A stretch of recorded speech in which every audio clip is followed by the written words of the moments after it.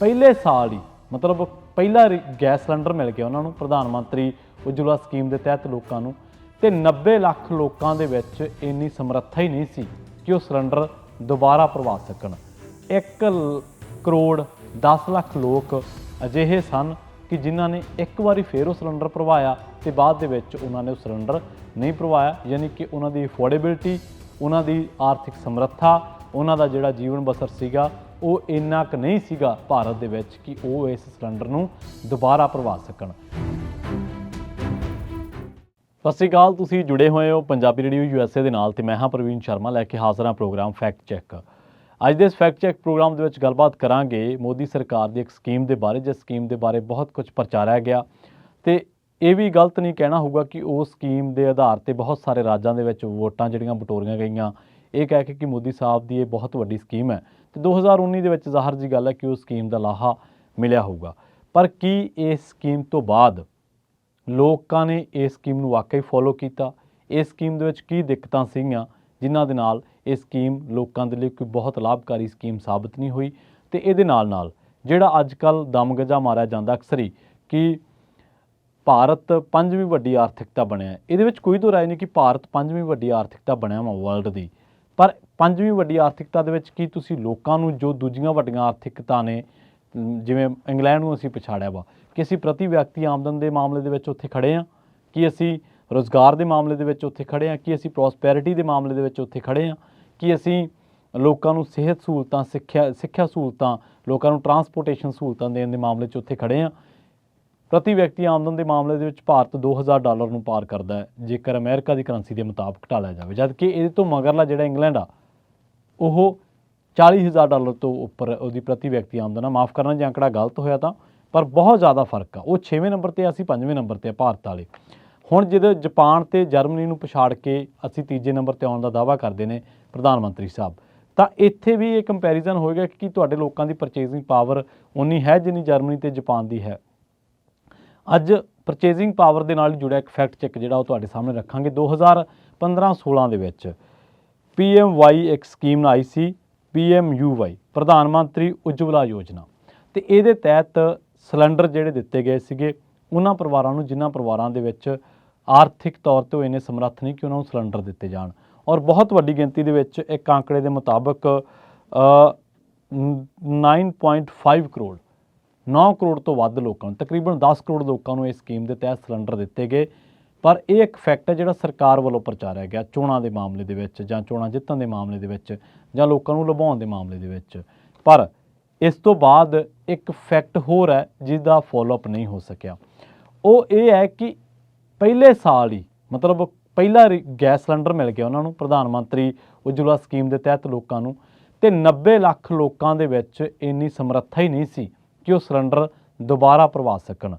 1 ਕਰੋੜ 10 ਲੱਖ ਲੋਕ ਅਜਿਹੇ ਸਨ ਕਿ ਜਿਨ੍ਹਾਂ ਨੇ ਇੱਕ ਵਾਰੀ ਫਿਰ ਉਹ ਸਿਲੰਡਰ ਭਰਵਾਇਆ ਤੇ ਬਾਅਦ ਦੇ ਵਿੱਚ ਉਹਨਾਂ ਨੇ ਉਹ ਸਿਲੰਡਰ ਨਹੀਂ ਭਰਵਾਇਆ, ਯਾਨੀ ਕਿ ਉਹਨਾਂ ਦੀ ਅਫੋਰਡੇਬਿਲਟੀ, ਉਹਨਾਂ ਦੀ ਆਰਥਿਕ ਸਮਰੱਥਾ, ਉਹਨਾਂ ਦਾ ਜਿਹੜਾ ਜੀਵਨ ਬਸਰ ਸੀਗਾ ਉਹ ਇੰਨਾ ਕੁ ਨਹੀਂ ਸੀਗਾ ਭਾਰਤ ਦੇ ਵਿੱਚ ਕਿ ਉਹ ਇਸ ਸਿਲੰਡਰ ਨੂੰ ਦੁਬਾਰਾ ਭਰਵਾ ਸਕਣ। ਤੇ ਜਿਹੜੀ ਸਰਕਾਰ ਦੀ ਸਕੀਮ ਹੈ, ਜਿਹੜੀ ਸਰਕਾਰ ਨੇ ਪ੍ਰਚਾਰੀ ਹੈ, ਉਹ ਬੜੇ ਵੱਡੇ ਪੱਧਰ 'ਤੇ ਪ੍ਰਚਾਰੀ ਗਈ ਕਿ ਸਰਕਾਰ ਨੇ ਜਿਹੜੇ ਸਿਲੰਡਰ ਦਿੱਤੇ ਸੀਗੇ, ਸਰਕਾਰ ਨੇ ਪਹਿਲੀ ਗੱਲ ਤਾਂ ਇਹ ਬੜੇ ਵੱਡੇ ਪੱਧਰ 'ਤੇ ਪ੍ਰਚਾਰਿਆ ਕਿ ਅਸੀਂ ਇੰਨੀ ਵੱਡੀ ਗਿਣਤੀ ਨੂੰ ਮੁਫਤ ਸਿਲੰਡਰ ਦਿੱਤੇ ਹੈ। 9 ਕਰੋੜ ਤਾਂ ਇੱਕ ਸਾਲ ਦਾ ਡਾਟਾ ਹੋ ਸਕਦਾ, ਪਰ ਫਿਰ ਵੀ ਬੜੀ ਵੱਡੀ ਗਿਣਤੀ ਦੇ ਵਿੱਚ ਇਹ ਸਿਲੰਡਰ ਵੰਡੇ ਗਏ। ਨਿਰਮਲਾ ਸੀਤਾਰਮਨ ਤੋਂ ਲੈ ਕੇ ਸਰਕਾਰ ਦੀ ਜਿੰਨੀ ਕੈਬਨਿਟ ਹੈ ਉਹਨਾਂ ਦਾ ਜ਼ੋਰ ਲੱਗਿਆ ਰਿਹਾ ਕਿ PM ਉਜਵਲਾ ਯੋਜਨਾ ਦੇ ਤਹਿਤ ਅਸੀਂ ਬਹੁਤ ਵੱਡੀ ਗਿਣਤੀ ਦੇ ਵਿੱਚ ਸਿਲੰਡਰ ਵੰਡੇ ਆ। ਪਰ ਕੀ ਸਿਲੰਡਰ ਤੁਸੀਂ ਇੱਕ ਵਾਰੀ ਦੇਤਾ ਵਾ ਕਿ ਉਸ ਤੋਂ ਬਾਅਦ ਉਹ ਲੋਕਾਂ ਨੇ ਭਰਵਾਇਆ ਵਾ, ਕਿ ਤੁਸੀਂ ਉਹਦਾ ਫੋਲੋਅਪ ਕੀਤਾ? ਇਹ ਇੱਕ ਵੱਡਾ ਫੈਕਟ ਚੈੱਕ ਹੈ ਜਿਹੜਾ ਕਿ ਚੈੱਕ ਕਰਨ ਵਾਲਾ ਫੈਕਟ ਹੈ, ਬਹੁਤ ਵੱਡਾ ਫੈਕਟ ਹੈ ਜਿਹੜਾ ਚੈੱਕ ਕਰਨ ਵਾਲਾ ਹੈ ਕਿ ਤੁਹਾਡੇ ਲੋਕਾਂ ਦੀ ਅਫੋਰਡੇਬਿਲਟੀ ਕਿੱਥੇ ਖੜੀ, ਤੁਹਾਡੇ ਲੋਕਾਂ ਦੀ ਆਰਥਿਕਤਾ ਕਿੱਥੇ ਖੜੀ ਹੈ। ਕਿ ਇੱਕ ਵਾਰੀ ਸਕੀਮ ਦੇ ਕੇ ਲਾਂਚ ਕਰਕੇ ਉਸ ਤੋਂ ਬਾਅਦ ਉਹਦਾ ਲਾਹਾ ਲੈ ਕੇ ਫਿਰ ਕੀ ਲੋਕਾਂ ਨੇ ਉਹਦਾ ਫੋਲੋਅਪ ਕੀਤਾ, ਜਾਂ ਲੋਕਾਂ ਦੇ ਵਿੱਚ ਇੰਨੀ ਸਮਰੱਥਾ ਸੀ ਕਿ ਉਹ ਗੈਸ ਭਰਵਾ ਸਕਦੇ? ਤਾਂ ਇੱਕ ਡਾਟਾ ਵਾ। ਹੁਣ ਤੁਹਾਡੇ ਮਨ ਦੇ ਵਿੱਚ ਇੱਕ ਤਾਂ ਆਪਾਂ ਇਹ ਦੇਖਾਂਗੇ ਕਿ ਸਾਲ ਦਰ ਸਾਲ ਐਲੋਕੇਸ਼ਨ ਇਹਦੀ ਕੀ ਹੋਈ। ਇਹਦੇ ਨਾਲ ਇਹ ਵੀ ਵੇਖਣਾ, ਬਹਿਸ ਦਾ ਮਾਮਲਾ ਇਹ ਵੀ ਹੋ ਸਕਦਾ ਕਿ ਲੋਕਾਂ ਦੇ ਵਿੱਚ ਪਰਚੇਜ਼ਿੰਗ ਪਾਵਰ ਦਾ ਨਾ ਹੋਣਾ ਵੀ ਇੱਕ ਬਹੁਤ ਵੱਡਾ ਕਾਰਨ ਹੈ। ਤੇ ਹੁਣ ਇੱਕ ਸਵਾਲ ਆਮ ਜੇ ਤੁਹਾਡੇ ਮਨ ਦੇ ਵਿੱਚ ਹੋਊਗਾ ਕਿ why people didn't get cylinder refilled, ਕਿ ਲੋਕਾਂ ਨੇ ਕਿਉਂ ਨਹੀਂ ਭਰਵਾਈ? ਤਾਂ ਇਹਦਾ ਇੱਕ ਫੈਕਟਰ ਹੋਰ ਵੀ ਹੈ ਜਿਹੜਾ ਕਿ ਫੈਕਟ ਇਸ ਮਾਮਲੇ ਦੇ ਵਿੱਚ ਜਿਹਦੇ 'ਤੇ ਨਜ਼ਰ ਮਾਰਨੀ ਜ਼ਰੂਰੀ ਹੈ।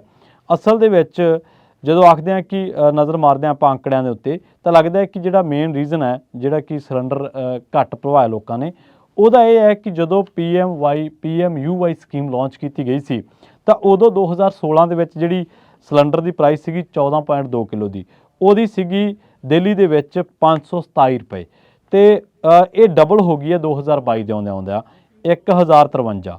ਫੈਕਟ ਚੈੱਕਰ ਜਿਹੜੀ ਕਿ ਇੱਕ ਵੈਬਸਾਈਟ ਆ, ਉਹਨਾਂ ਨੇ ਰਿਪੋਰਟ ਕੀਤਾ ਹੈ ਅਕਤੂਬਰ 2022 ਦੇ ਵਿੱਚ ਇੱਕ ਡਾਟਾ, ਅਤੇ ਹੁਣ ਜਿਹੜੀ ਆ ਪ੍ਰਾਈਸ ਦਾ LPG ਦਾ ਪ੍ਰਾਈਸ ਸੀਗਾ ਉਹ ਜੁਲਾਈ ਤੱਕ 2022 ਤੱਕ ਇਹੀ ਸੀਗਾ 1053।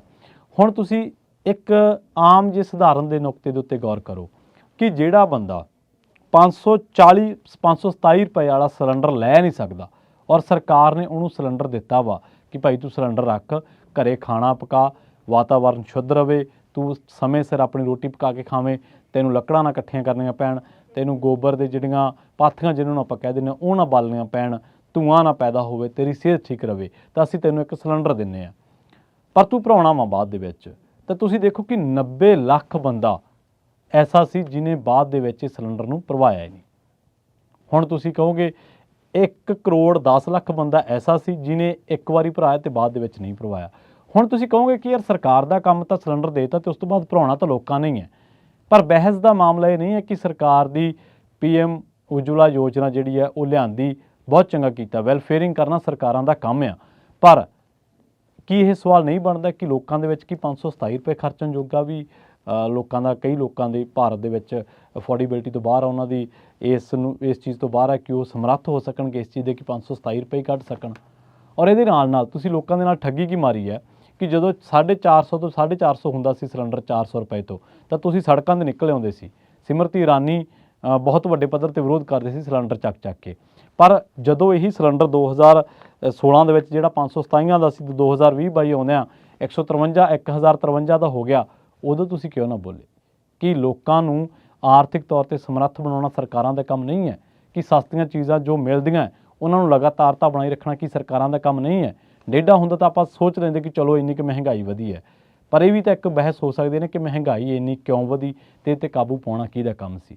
ਸੋ ਅੱਜ ਦੇ ਇਸ ਫੈਕਟ ਚੈੱਕ ਦੇ ਵਿੱਚ ਇਹ ਨਹੀਂ, ਅਗਲੀ ਵਾਰ ਫਿਰ ਮਿਲਾਂਗੇ ਕਿਸੇ ਖਾਸ ਸਕੀਮ, ਕਿਸੇ ਖਾਸ ਮਸਲੇ ਨੂੰ ਲੈ ਕੇ। ਮੈਨੂੰ ਪ੍ਰਵੀਨ ਸ਼ਰਮਾ ਨੂੰ ਇੱਥੇ ਦਿਓ ਇਜਾਜ਼ਤ। ਜੁੜੇ ਰਹੋ ਪੰਜਾਬੀ ਰੇਡੀਓ USA ਦੇ ਨਾਲ। ਬਹੁਤ ਬਹੁਤ ਧੰਨਵਾਦ।